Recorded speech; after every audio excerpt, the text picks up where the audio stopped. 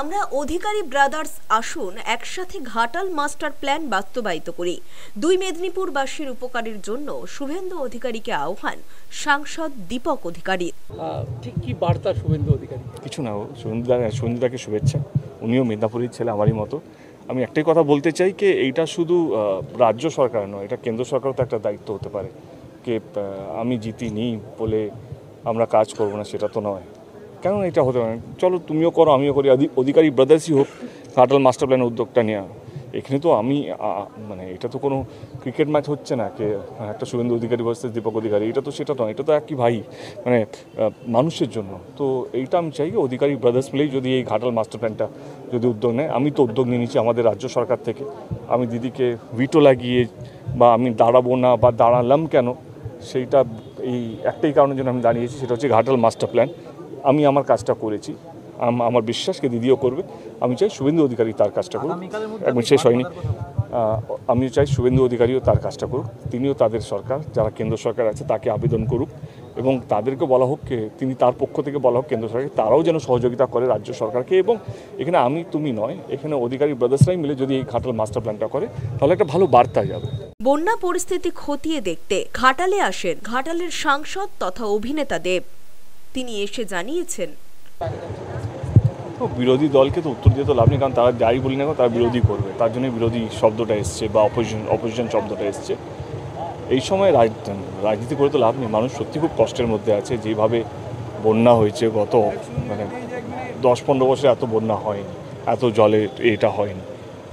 তো মানুষ কষ্টে আছে, মানুষের পাশে আমরা ছিলাম, আমরা আছি এবং আমরা আগামী দিনও থাকবো। এখানে আমি বা ওরা করতে আসিনি। এই কষ্টের মধ্যে তাদের কষ্টটা ভাগ করা আমাদের প্রত্যেকটা রাজনীতির দলের, আমাদের মনে এটা হওয়া উচিত, দায়িত্ব হওয়া উচিত। শুধু যারা জিতেছে বা যারা সরকার আছে তাদের নয়। এবং আমি বলবো কি এখানে রাজনীতি না করে এই সময় মানুষ অনেক কষ্টের মধ্যে আছে, তাদের পাশে থাকা। এবং আবহাওয়া দপ্তর যে বলেছে কি 25 তারিখের মধ্যে আরেকটা ডিপ্রেশন হবে। তো আজকে প্রশাসনিক মিটিংয়ে অনেকগুলো বাঁধ ভেঙে গেছে, অনেকগুলো ক্যানেলে এগুলো ভেঙে গেছে, যেখান থেকে ওভারফ্লো হচ্ছে। যদি 25 তারিখের মধ্যে যদি আবার ভীষণভাবে বৃষ্টি হয়, তাহলে আরও জল ঢুকবে। তো আমাদের ফার্স্ট প্রায়োরিটি হচ্ছে যেই বাঁধগুলো ভেঙে গেছে সেগুলো রাতারাতি 2 দিন ধরে 24 আওয়ার্স কাজ চলছে।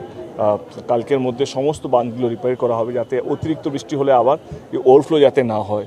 এবং অনেক জায়গায় ইলেকট্রিসিটি রিস্টোর হয়ে গেছে, অনেক জায়গায় জল কমে গেছে, সেখানে যেন মানুষ যেন সাধারণভাবে মানে থাকতে পারে, তাদের জন্য সেই পরিষেবাগুলো। অনেক জায়গায় ইলেকট্রিসিটি চলে এসেছে বা অনেক জায়গায় আসেনি।